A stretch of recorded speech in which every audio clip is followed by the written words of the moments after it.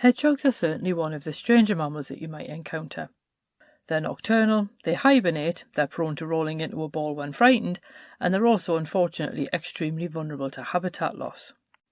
And while some of you will undoubtedly have first thought of Sonic when I said hedgehogs, other of you might have thought of Mrs Tiggywinkle from the Beatrix Potter books, and either way I think you'll agree that both of those are relatively positive associations with hedgehogs. And indeed I've been feeding hedgehog visitors to my garden since June 2023, and I find them charming, adorable and slightly idiosyncratic. But in the past, hedgehogs had a much more sinister reputation that they certainly didn't deserve. People linked them with witches, the devil and even fruit theft. So let's explore the folklore surrounding hedgehogs in this week's episode of Fabulous Folklore. Hello there and welcome to Fabulous Folklore, the podcast for all things folklore, occult and just a bit weird. I'm your host Icy Sedgwick, blogger, fantasy author and your guide into these rather mysterious realms. I've got some rare things to show you, so come on in, take a look around, but be careful not to touch anything. These things sometimes bite. Well, hello there and welcome back to Fabulous Folklore with me, your host Icy Sedgwick. We are continuing with the woodland mammals theme, and it's quite funny, it was only really while I was recording the introduction that I realised that all of the animals I've chosen so far, while yes are found in woodlands, are also found in quite a lot of other habitats as well. And I think probably with hedgehogs, while yes they do live in woodlands, the place most people will have encountered them is in their own gardens, and that is delightful. It's really lovely to see them pottering about. But of course it does then put them onto a rather unfortunate collision course with a lot of cars. So as much as I love seeing hedgehogs, I quite like where they are where I live because it's a bit safer because there's a lot fewer cars in this area. There's lots of gardens for them to nose around in. And quite a few of the neighbours do actually feed them. And I just think they're absolutely fantastic little animals. And that's why I thought I would choose them for this week's episode. And we're going to start off with probably the most common belief that I've come across surrounding our prickly little friends. And this is the idea that hedgehogs suckled milk from cows. I'm pretty sure the second I've said that you can already see the problem with that particular idea, considering the fact that a lot of the time hedgehogs are, they're smaller than a loaf of bread. They're not big animals. Cows, on the other hand, quite tall. So not necessarily that easy to work out how that one might work in practice. And obviously you've not only got the height of the cow, you've also got the size of the hedgehog's mouth compared to the cow's udders. But writing in 1934 in Folklore journal, WRD suggested that it actually happened because cows exude milk when they're standing up or lying down. So as a result, the hedgehog might then drink that particular milk. And WRD also went on to say that cow dung attracted insects, which hedgehogs would eat. So if hedgehogs were seen loitering near cows, it was far more likely to be because of the insects on the dung than the milk, which is actually probably a bit more of a realistic shout, because it turns out that hedgehogs are actually lactose intolerant. So not only should you not leave milk for your neighbourhood hogs, it's also unlikely that they would actually drink it themselves anyway, unless that was all that was available.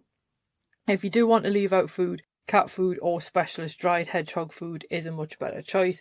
Personally, I'm in the UK, so I get my hedgehog food from the RSPB online shop. And then we do also leave out water for them as well, which also acts as a bird bath. So it has double usage, if that makes sense.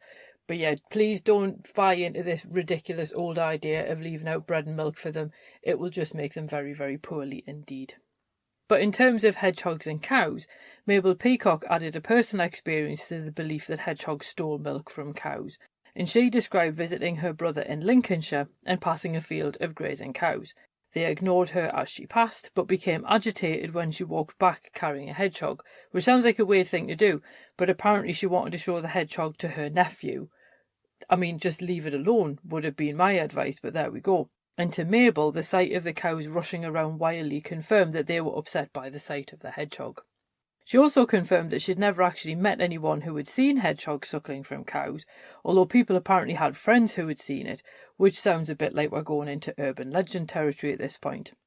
One statement signed by an Essex farm worker claimed that he found 2 hedgehogs suckling from a cow, and when the animals stood up, the hedgehogs dangled from the udders until someone knocked them off, which again just sounds a little bit fantastical.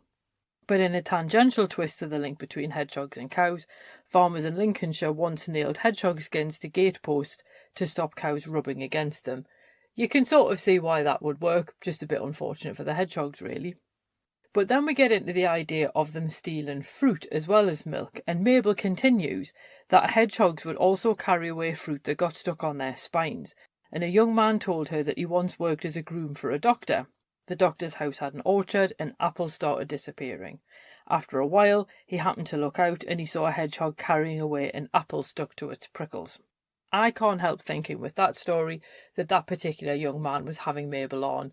And this is one of the things you do have to bear in mind with some folklore. You do think, well, who was doing the collecting? What kind of attitude did they have towards the person that they were actually asking about? Was someone just pulling their leg? Or was someone repeating something that they had actually been told but passing it off as theirs, which is another issue. But a few sources repeated this myth that hedgehogs could carry fruit on their prickles without anyone ever actually having seen this feat for themselves. Yet someone known only as B at the Irish Penny Journal assured readers that no, they could not, after trying to see if he could make a hedgehog carry fruit on his prickles himself. The prickles basically aren't long or sharp enough, and because of the way that hedgehogs move, there's just not enough to get purchase on anything, particularly to pay something like an apple skin. As it turns out, B also tried to see if he could leave a hedgehog in a box with just apples to eat, and the hedgehog completely ignored them. So make of that what you will. We do, of course, have the other main link with hedgehogs, and that's actually with witches. And I do sometimes wonder if this is potentially where some of the idea that hedgehogs suckling milk may have come from, because you do get some stories in folklore of witches being able to steal milk from cows. And because there was then this belief that witches could actually turn into hedgehogs, then you do think, did people worry that these hedgehogs that were supposedly suckling from cows were actually witches in disguise? You do also get some slippage because some of the sources describe the hedgehogs as simply being familiars rather than witches themselves. And I do just want to highlight as well that there is some mention of animal cruelty in this particular section, so perhaps skip ahead a couple of minutes if you don't want to hear about that. But G.H. Kinahan repeated a belief in 1881 from County Wexford that people once threw a hedgehog into a pool to see if it swam. When it swam to the bank, they then burnt it as a witch. This obviously is a similar treatment that you would have seen towards human witches, so you can see why they would have then ascribed that to hedgehogs as well. Hedgehogs obviously do swim, so it's not really the best test that they could have come up with. The other incident of animal cruelty was reported by the Irish Penny Journal in around about the 1820s, describing how boys would surround a hedgehog with a ring of burning straw, which obviously the hedgehog couldn't escape, and they justified their behaviour by pronouncing their hapless victim to be a witch.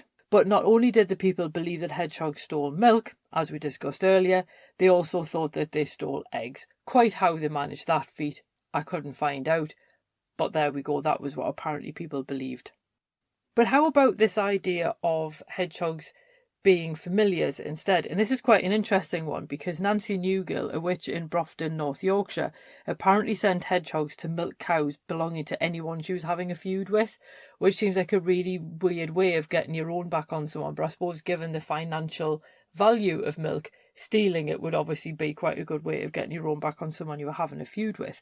But the idea of sending hedgehogs to milk them, again, the mental images that produces are quite strange. Locals did believe that she could turn herself into a hedgehog and thus drain the cows as well, but whether that was the particular hedgehog in the area that could apparently run as fast as a hare but was never caught remains to be seen.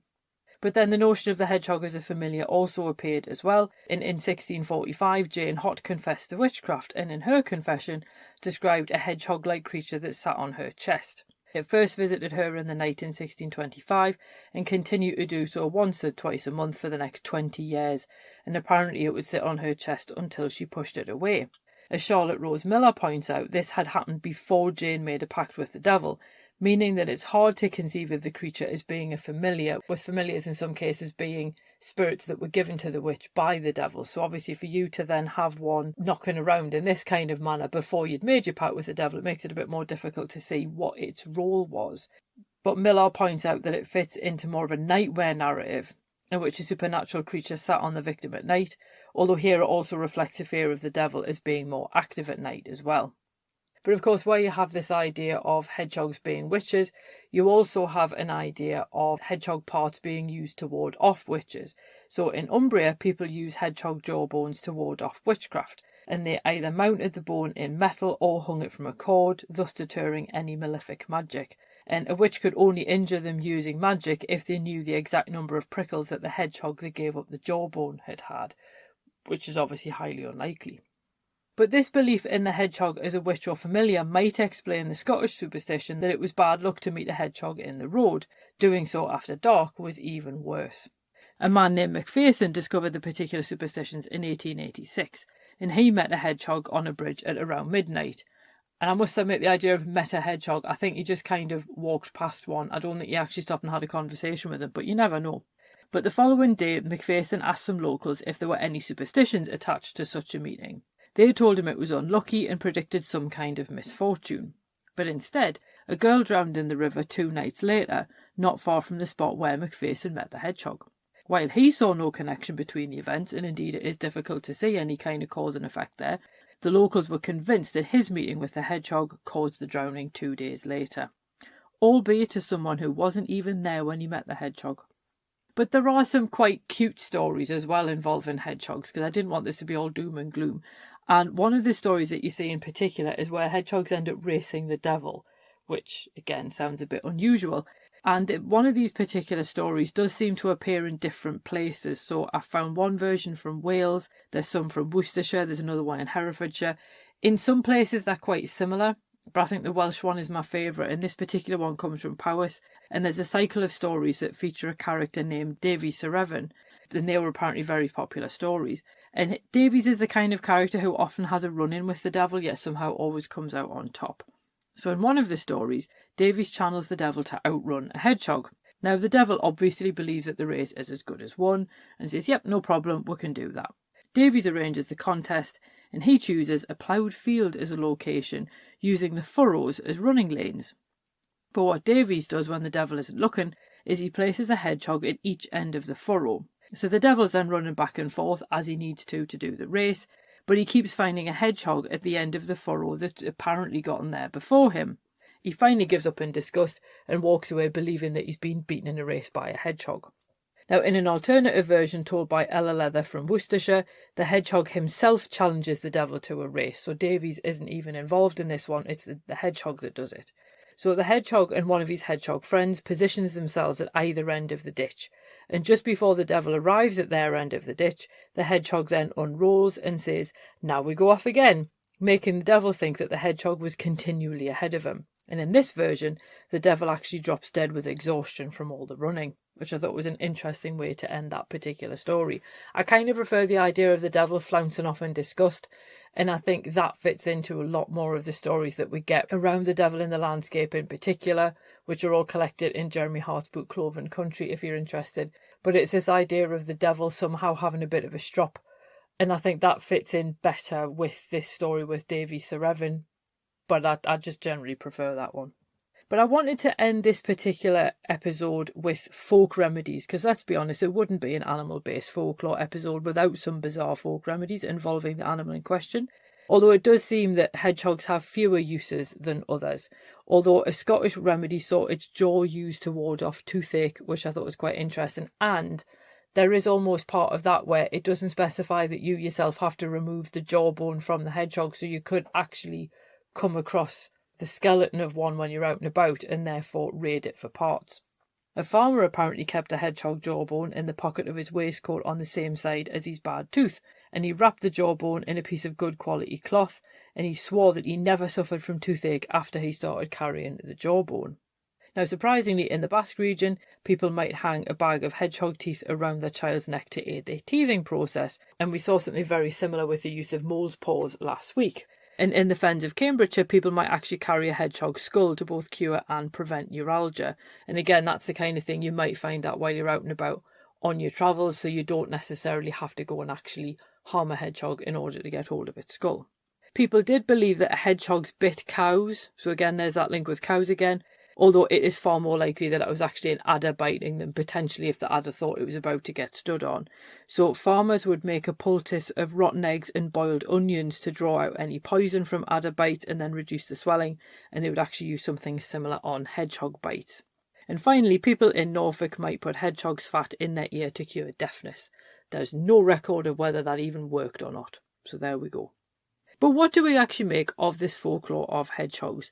I think in some ways the folklore is actually a lot more consistent than you get with certain other animals, because you have the link with witches, you have this idea that they're somehow milking cows, which is obviously nonsense, but then again they might be milking the cows because they're witches or because they're familiars, so there is at least some internal consistency to that. But then you do have this almost trickster side of them in challenging the devil to a race. Obviously, in the Davies version of that story, obviously he's the one who just chooses a hedgehog. And I suppose in a way a hedgehog makes quite a good choice for that particular story. They're not exactly as fast as something as a hare or a rabbit, so you might assume that you would beat them in a race. But then because one hedgehog does look rather like another, particularly if you think you're racing them, you wouldn't stop to go, that's two separate hedgehogs, which I think is quite interesting. The remedies one I was a bit confused about because of this use of their jawbone for toothache, because of the fact that their teeth don't really look like ours. So sometimes in these folk remedies you get this sense of sympathetic magic. So if you're carrying something that looks like the affected part, it should therefore help to solve the problem. And in this case I just don't see the link. I don't see the link between hedgehog skulls and rheumatism, if I'm completely honest with you, either. But there we go. Somebody may have inadvertently ended up carrying a hedgehog skull at some point and then found that their rheumatism felt better and drew a link where there was none. That's possible. It did sort of strike me as quite fascinating, where you then also have this idea of hedgehogs going around biting cows as well. Because again, hedgehogs are just so small, I just don't see that happening. But ultimately, though, hedgehogs don't deserve this sinister reputation that they somehow got in earlier centuries. And I think, to be honest with you, most people find them quite cute or unusual if they haven't really seen one before as well. But they are obviously at risk from things like habitat loss. That is why they end up walking around in people's gardens and so on. And ultimately, if you can do really basic things, like if you have a solid fence and you can cut a hole like the size of a CD in it, it allows the hedgehogs to move in and out of people's gardens. They can go snuffling around for beetles and things. And they eat stuff that you maybe don't want in the garden as well, which can be quite helpful. And they can just potter about doing their own little hedgehoggy things without actually getting under your feet or anything like that. As I say, I find them absolutely charming. But I would say, because we do have November coming up, that if you are building a bonfire for bonfire night, then please do make sure that you check underneath it before you light it to make sure that there aren't any sleeping hedgehogs inside, because obviously that can be a problem as well. I will be doing a talk on bonfire night and its customs, and also some of the folklore that's grown up around it, on the 3rd of November online with Cresswell Crags, and the link is in the show notes, although that does seem like it's ages away.